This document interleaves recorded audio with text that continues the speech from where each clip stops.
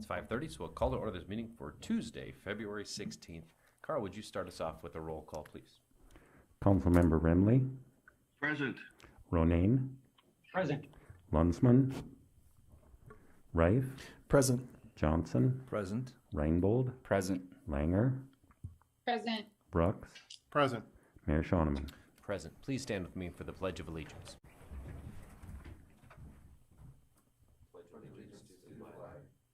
United States of America. The Republic for which it stands.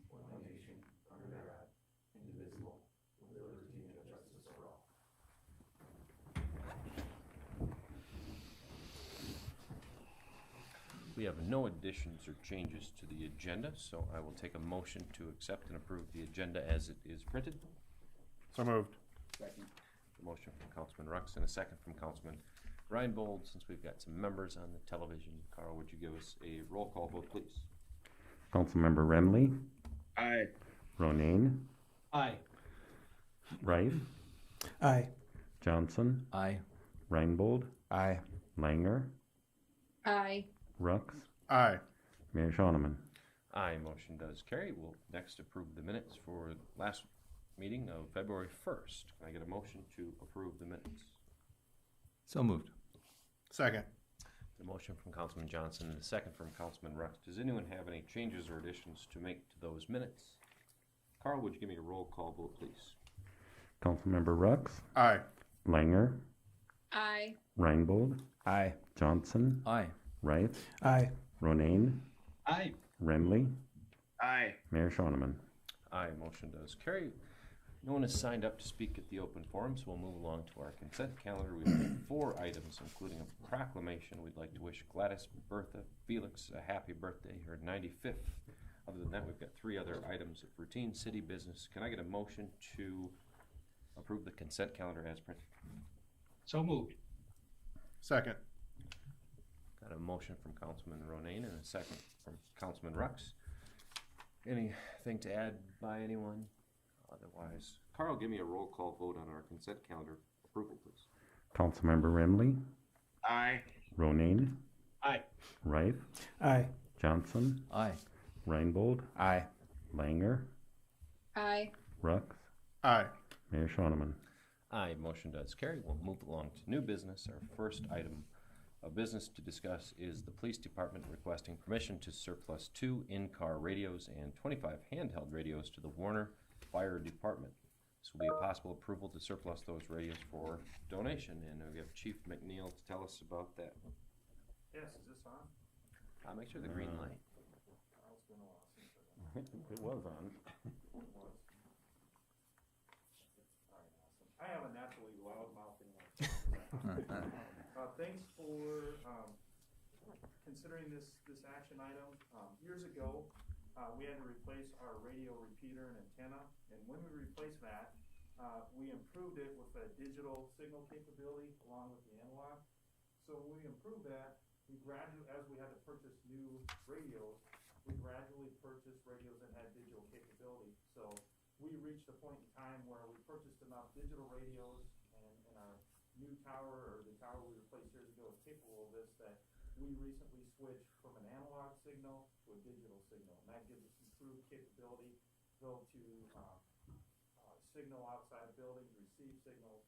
It's just a superior quality product. So with these older radios that we've had over the years, again, they don't have a digital capability or analog.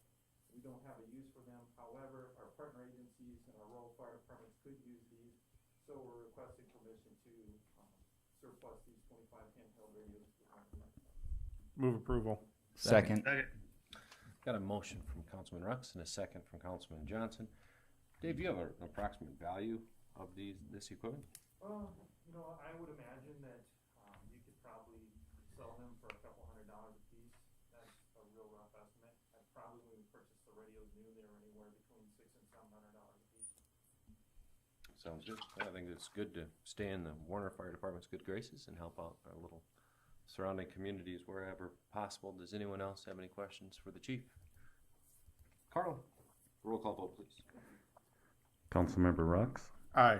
Langer, Aye. Reinbold, Aye. Johnson, Aye. Reif, Aye. Ronayne, Aye. Remley, Aye. Mayor Shoneman. Aye, motion does carry. Next, we've got the recommendation to award low bids on the purchase of fleet vehicles. The first is two Dodge Durangos to Wagner Chrysler at the price of $27,595 per piece. Next is one new Dodge 1500 to the Chrysler Center at $23,906. Then we've got one new Dodge 2500 pickup to Wagner Chrysler for $28,184. And one new Dodge 3500 Aberdeen Chrysler Center at $30,069. Joe, have you got something to add to those? Yes, thank you. Just a few things. This year, we decided to do a little bit more bulk purchasing in hopes of getting competitive numbers and perhaps more participation. I think we were fairly successful. This was our first opportunity at the general fleet vehicles, and we did get 6 different dealerships bidding, which was very good. The prices were competitive. There are some supply chain issues that limited what some of the dealers had to bid on some of the models, so that affected us a little bit. But we're pleased with these numbers and recommend approval. Move approval. Second. Got a motion from Councilman Rux and a second from Councilman Reif, and it looks like Clint has a question. Just, is this gonna be the only fleet vehicle type purchase this year, or are you planning on more? This gets everything that was budgeted. Okay. Between this and previously we've done the police vehicle. So all vehicles that are in the 2021 budget are now bid.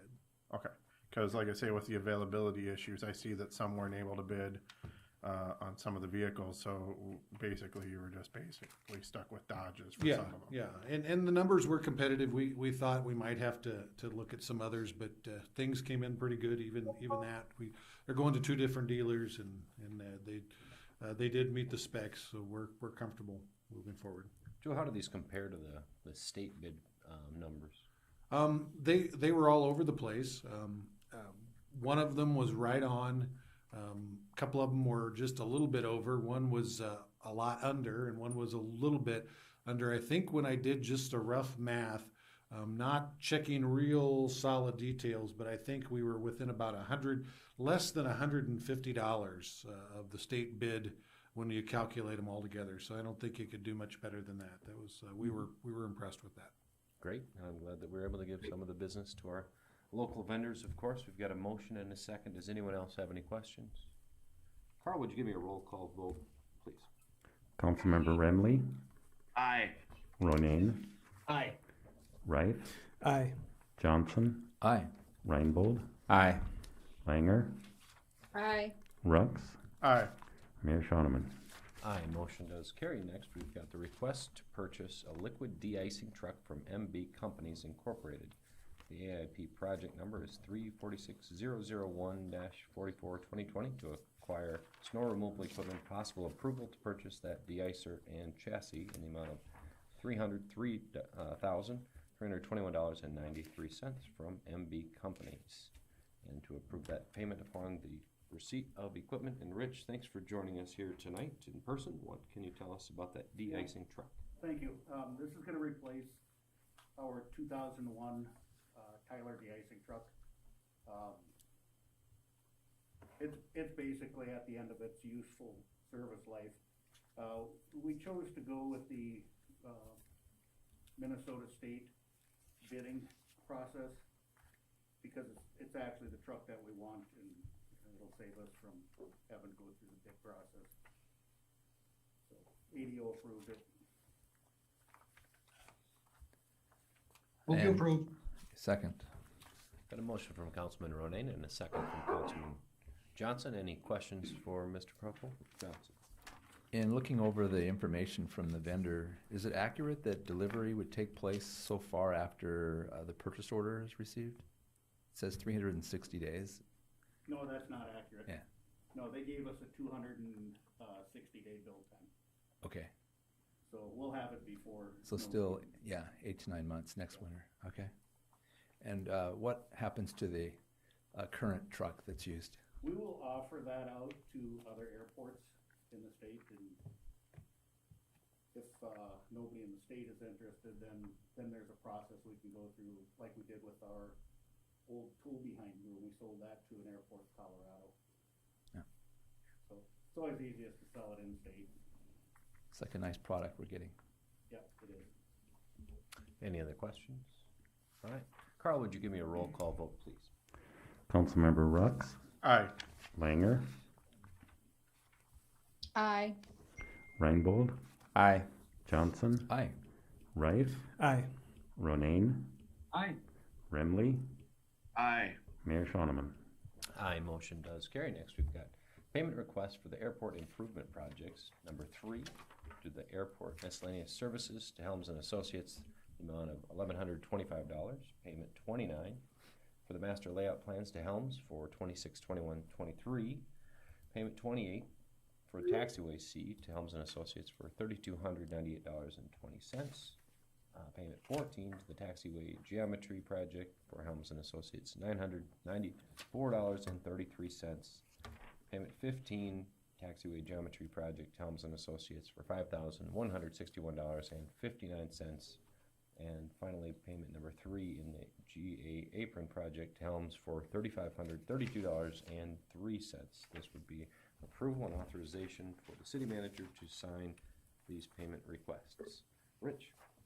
Yep, the miscellaneous services for Helms, that's, just some random stuff that isn't really under any AIP project. We had them working on some, a taxiway map for our snow and ice control plan. The rest of these are pretty much, self-explanatory. The AIP project, for the master plan, airport layout plan, that is very close to completion. The ADO has got the final documents. They should have those done soon. What else? Construction administration, again, that's for, taxiway geometry. And that project will be starting this spring when we get some good weather conducive to construction. And then, phase 1 on the GA, that's where we're gonna rebuild the GA ramp. That's gonna be in 2 phases. So phase 1 will occur next year, and then phase 2 will occur the year after. Move to approve all 6 pay requests. Second. A motion from Councilman Johnson and a second from Councilman Rife. Does anyone have any questions for Rich while he's here? Otherwise, Carl, would you give me a roll call vote to make the approval of those payments? Councilmember Remley, Aye. Ronayne, Aye. Rife, Aye. Johnson, Aye. Reinbold, Aye. Langer, Aye. Rux, Aye. Mayor Shoneman. Aye, motion does carry. Thank you, Rich. Thank you. Final item of new business is a request to approve resolution 210201R, which will dissolve and terminate the tax increment district number 28 for the Ring Neck Ridge development. Possible approval to adopt resolution 210201R. And Ron, will you be telling us about that here tonight? Yes, sir, Mayor, thank you. On May 21 of 2018, the council approved a resolution creating TIF number 28 for the Ring Neck Ridge development. And since that time, the parties had entered into a development agreement, which among other things established a timeline for certain phases of that project. None of the timelines have been met. The developer has not constructed any significant portion of the proposed public facilities, and it is TIF dollars that are used for reimbursement of those public facilities costs. And South Dakota law, pursuant to SDCL 11-9-46, will allow a creating governing body to terminate the TIF if it appears that there are no outstanding project costs or bonds. I would inform the council that no project costs have been submitted to the finance office, that no grants were received and no tax incremental bonds were issued. I will also inform the council that I did provide by certified mail the resolution and invited the developer to come tonight to speak if there was going to be any opposition to the resolution. And I have had a chance to visit with the developer, and they will not be opposing this this termination. The idea being that perhaps later on, the council may see this again in another request for a TIF once things settle down. But at this time, I would recommend and ask the council to approve this resolution dissolving and terminating TIF 28. Move to approve. Second. A motion from Councilman Ronayne and a second from Councilman Rux. So we wouldn't know necessarily if financing had been attached, if the developer had sought out the TIF funds from a private source, or sought out the financing to run the project. The way we would know is if project costs are being submitted to Carl as our finance officer. That's plus the fact that we're able to, primarily through Robin, just visually observe whether things appear to be progressing at a particular project. Because this was a TIFT project, obviously we are much more interested than we would be in an ordinary development. We had made requests at certain times throughout this process for assurances as far as the project and as far as the ability to complete the project, and we were not able to get those assurances. Sure. At some point, it seemed like a fair amount of dirt work may be underway at that site location. One of the things that I guess that this is a good time for the council and mainly for viewers to know is that if it's a TIF backed project, we do require that the developer, for purposes of the public facilities, the roads, any retention ponds, those kinds of things, sanitary sewer, that the developer comply with public procurement laws. And the effort there is to make sure that things are being done as cheaply as possible to the lowest responsible bidder.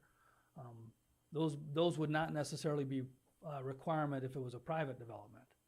And so the public procurement laws are a significant burden upon a developer who chooses to request and is granted a TIF.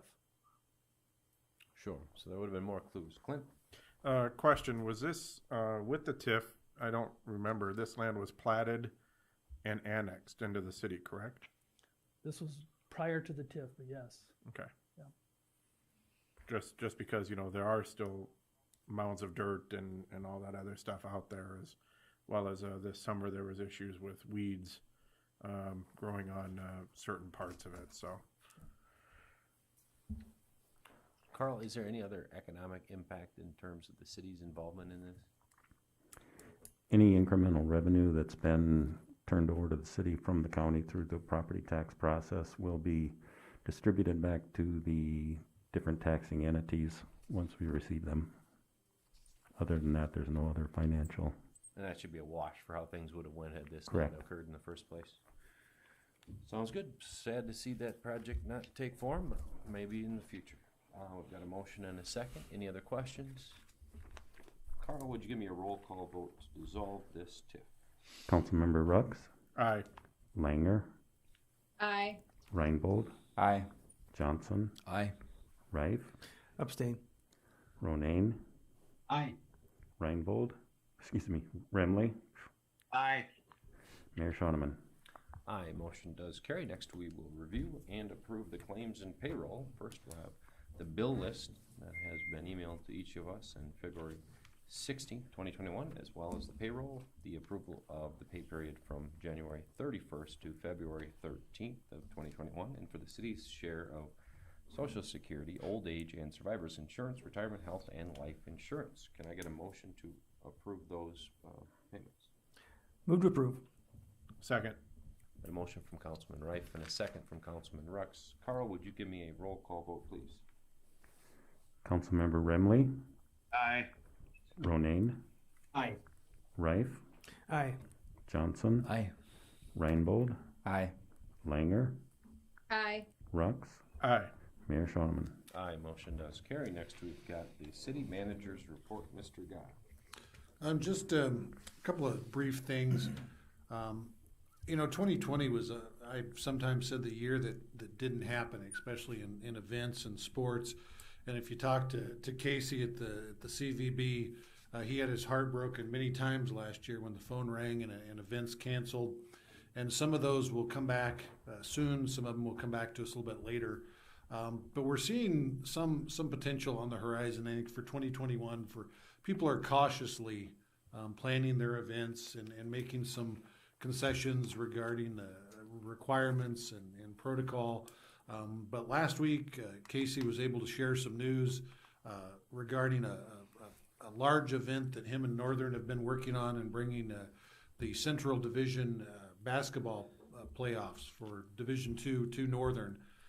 And that was exciting. That's kind of the first bigger event that's been announced in a little while. Northern has done a great job having folks at their athletic events in limited capacity, and they've set a good model. So that's good.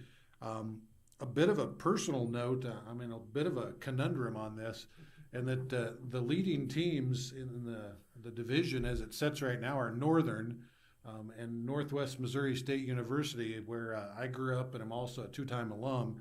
And also Councilwoman Langer is an alum from there, a few years younger than I wouldn't say how many, but she's a little younger. So she's probably also torn emotionally by this as well, that we won't know who to cheer for if they happen to play each other. But this is just a great win for Casey and the CVB and for the city. Our sales tax rebounded nicely. We ended up at about 20% on the year, above in the other two. The promotions fund was at about 5.5% lower than expected. So this is good to see some events coming in. We'll hopefully upend some of those things, and it's just exciting on a lot of fronts. And that's all I have. Yeah, definitely. Thanks to Casey and the people at NSU for all that work that paid off. Excited to see those basketball games. So next we've got an executive session, so we'll take a very short break to allow the people that don't need to be around for that to make their way and for technology to turn off as necessary. And then we will come back in a few minutes and talk about this executive matter. Mr. Mayor, do you want to take a motion and a Yes, vote sir. on? Move to entering- adjourn to executive session. Second. Got a motion from Councilman Johnson to move to executive session and a move to second from Councilman Reinbold. Carl, would you give me a roll call vote? Councilmember Rux, Aye. Langer, Aye. Reinbold, Aye. Johnson, Aye. Wright, Aye. Ronayne, Aye. Remley, Aye. Mayor Schoeneman. Aye, and with that, we'll take a few minute break.